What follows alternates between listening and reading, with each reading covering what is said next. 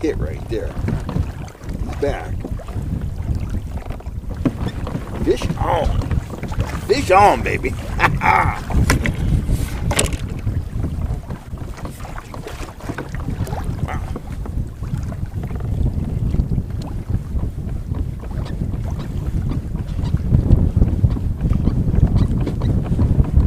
Feels nice. That feels like a real nice fish.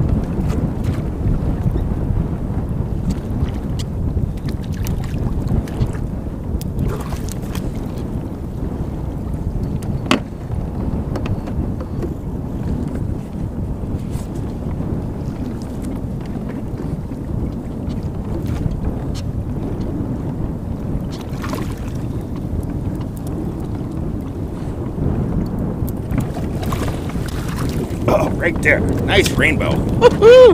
On the Go Fish Cam. Took me a while to get him in the boat. Look at that beautiful rainbow right there. Man, that is a dandy fish. We'll get him back in the water and we'll get back to fishing. Diamondbacks, sidewinders, fisheye dodgers, and fisheye pros with the patented moon crackle tape. FHS Dodgers flat out perform. Get yours now at fishhuntshoot.com. Howdy folks, Kel Kellogg here. I've had a lot of requests for basic trout fishing information, so I'm going to go through with you one of the most effective trolling offerings you can run, whether you're fishing, down in the valley, in the foothills, up in the mountains, whatever. I'm going to show you a real simple way to rig up a flasher and worm. I just got one of my regular trout rods here. My main line comes down to a trolling swivel, a ball bearing swivel that prevents line twist.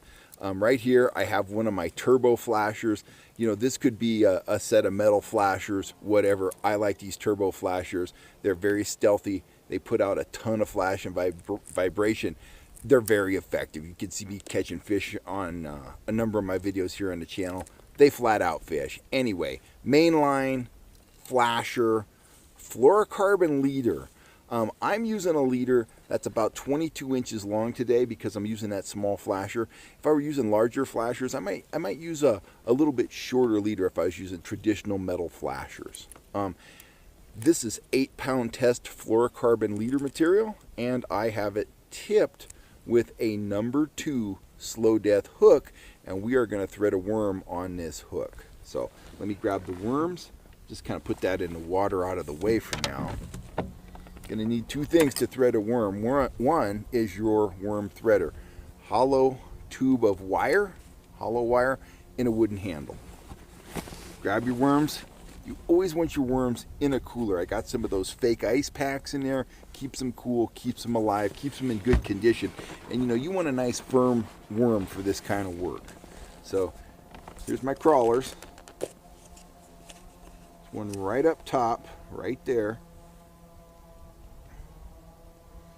I'm going to take, and he's almost a perfect length right there, but he's about 2 1/4 inches long. So I'm going to snap off of the tail end just maybe a 1/2 inch or so. I'm going to take my threader. I'm going to insert it on that torn end. I'm going to slide it up and I'm going to bring it right out, right through the worm's head, just like that. Now, that worm's going to stay on there for a second. Put the worms away. Don't forget them in the sun. All your worms will die.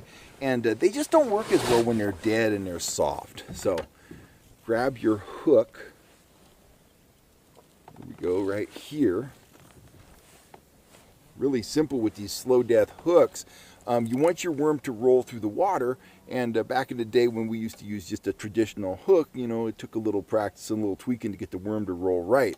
With these slow death hooks that have the uniquely bent shank, it's a whole lot simpler. So take your hook, put the point in that hollow tube there that is the worm threader, and that's pretty good for me. I only missed it 3 or 4 times. Not bad for an old blind guy.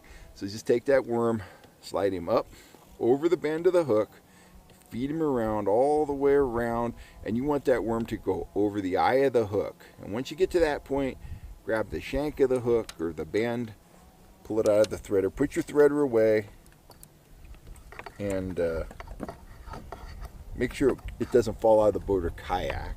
Happens to me all the time. And that's about it. That's going to rotate perfectly. You're going to troll that anywhere from 1 to about 1.8 miles an hour. If you're using a downrigger, you're often going to see a lot of biting before you actually hook the fish. Let them have it for a second, and then maybe speed up if you're in a power boat. You know, hit the throttle a little bit, or if you're in a kayak, get on the pedals a little bit and actively try to hook that fish, you know, from the clip when he's biting on, he's kind of harassing that worm, because it's real meat. They're going to try to work on it sometimes, especially if the bite is a little bit slow. But that worm and flasher combo, it will catch trout at any lake, all across the country, any day of the year. It's just a top offering. It isn't real glitzy. It isn't glamorous. It flat out works. You can pull it off lead core. You can pull it off a downrigger. Doesn't matter. Put it in front of the fish. If you've got an idea what depth the fish are at, here today, my fish are between 25 and 30 feet. You want to be running that worm, you know, 6, 8, 10 feet above them, and that's exactly what I'm doing. I'm running this worm at 20 feet, 22 feet, a lot of the time out here, over fish that are holding anywhere from 25 to 30 feet deep, and they've got no problem coming up, playing with that worm, messing around with it till they get hooked. And as the morning goes on here, they actually seem to be getting a little more aggressive. So I'm going to get it back in the water and get on with the troll. But that is a rig you can count on to produce fish anywhere, anytime. I'm Kel Kellogg. I'm signing off. If you like this content, hit the subscribe button, hit that bell notification button. You'll always know when I'm on here talking trout fishing. And if you're looking for trout fishing gear, including my rods, turbo flashers, and more, go to fishhuntshoot.com. Great gear at a fair price.